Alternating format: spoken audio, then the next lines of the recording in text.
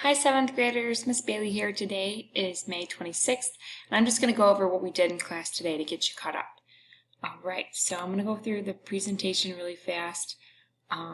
So your do now, which you can see is a Google form that is also attached to the post that I got the slides from, is what was the biggest surprise of your life?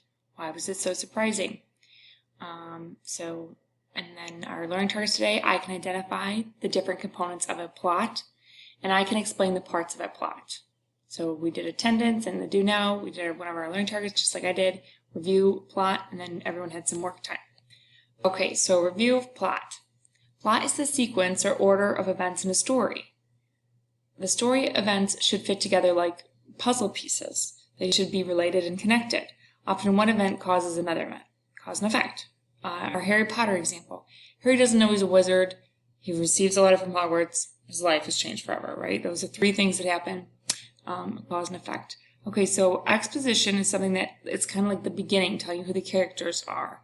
So if I think about A Long Walk to Water, those first few chapters we're just learning who Selva is, who Naya is, and what their lives are like on a day-to-day basis and where they live. And then our conflict, we see immediately Selva is separated from his family. And immediately we know Naya doesn't have enough water for her family. Every day that's her conflict. She needs water.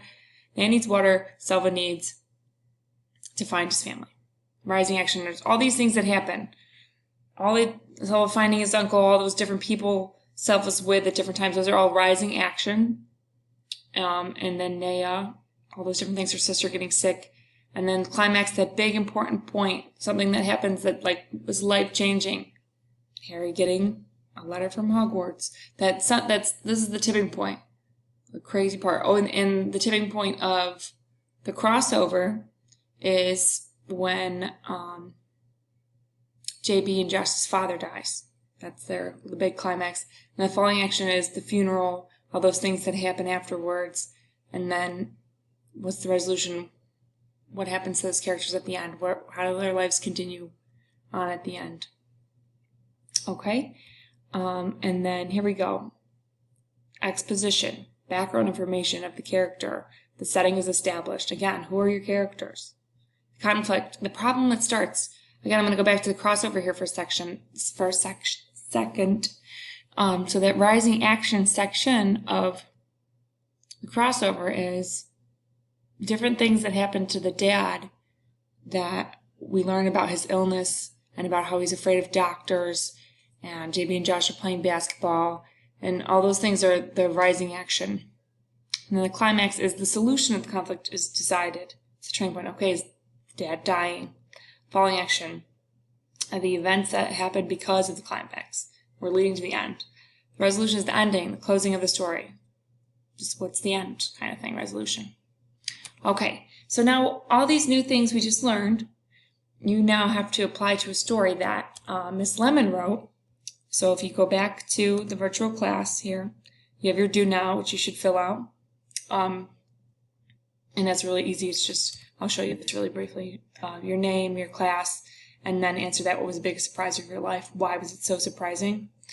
So the biggest surprise of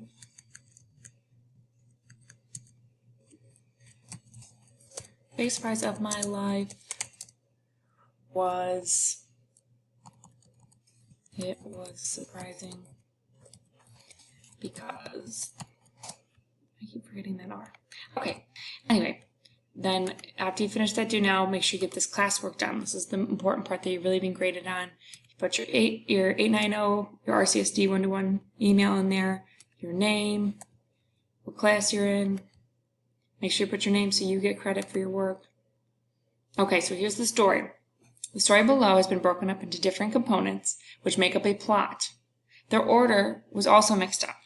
Place the parts of the story in the correct order to create a coherent story, then label each part of the story with the corresponding plot element.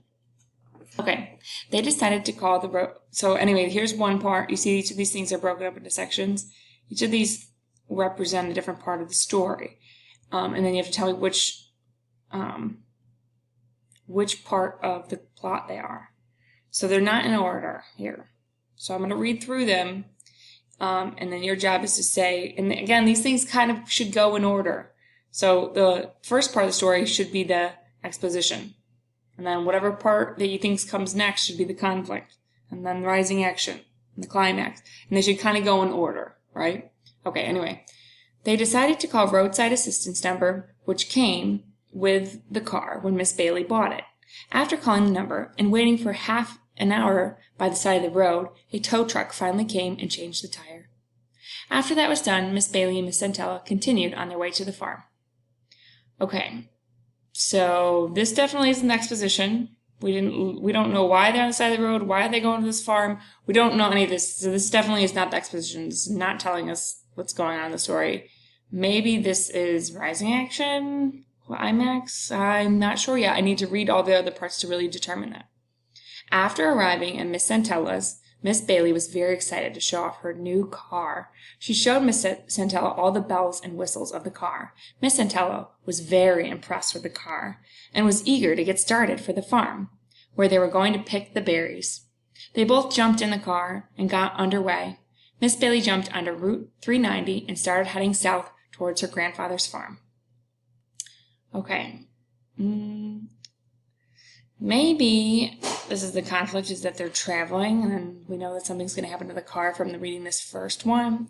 But I still don't think this is exposition. They're still not telling me who the characters are and why are they going to Miss Bailey. They're going to pick berries at the farm. Okay, figured that part out.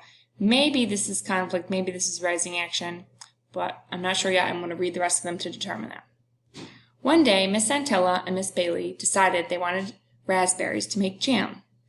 They felt that red raspberries were the best kind, so Miss Centella and Miss Centella asked Miss Bailey if they could go to her grandfather's farm south of Rochester.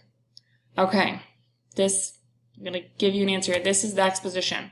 They told us there are two characters, and they tell us that it's just one day, and why they're going to the farm. They're going to go make jam. This is giving us all that important information, the who, what, why. Okay, that's our exposition. Okay, as they were traveling down the road, talking about this and that, Miss Bailey and Miss Centella heard a loud thump, thump, thump, thump, thump. And then the car started to shimmy and pull dangerously. Miss Bailey grabbed the wheel and tried to wrestle the car to the side of the road. "What was that?" cried Miss Centella with fear in her voice. Okay, so we know this doesn't come right after this. We know one of these things is going to come before that, but you've got to determine that on your own. Okay, all right, next part of the story. Miss Bailey went to Miss Centella's house on Saturday to pick her up in the new car. Miss Bailey had just bought herself a blue Subaru Outback because she heard how reliable car they were. Even though Miss Bailey thought the Subarus were a great car, she decided to buy the roadside assistance package that was offered with the purchase of her new car. Okay, which one is this? All right, next. Miss Bailey successfully pulled the car to the side of the road, hopped out to see what had happened. The left-hand side of the car sat lower than the rest of it. They had a flat tire. "We have a flat," she told Miss Centella. "We will need to change it. Do you know how?" asked Miss Centella. "No, do you?" Miss Bailey replied, "Nope," and then we're not sure what they were going to do. All right, so you got to go through and pick out what order they're going to go in. I gave you the first one. And then figure out the rest. Always, you're welcome to come to office hours at 2 p.m. any day if you need help with this. All right. Thanks. Good luck.